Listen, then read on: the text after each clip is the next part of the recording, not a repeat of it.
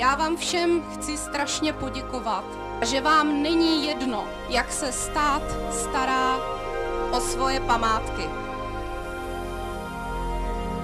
Říct si společně, že nám jde o tenhle most, že tuhle unikátní industriální památku není možno jen tak zbourat. Protože už je nás 17,5 tisíce k dnešnímu dni, 17 500 lidí a dále ty podpisy rostou.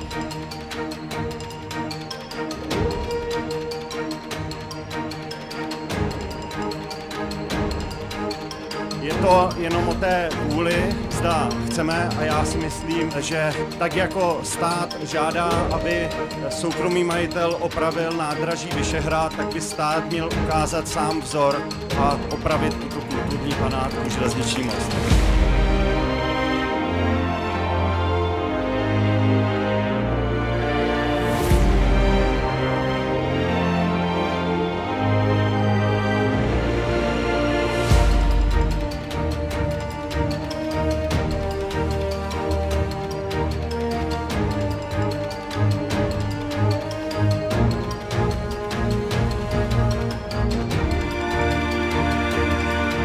Pane ministře,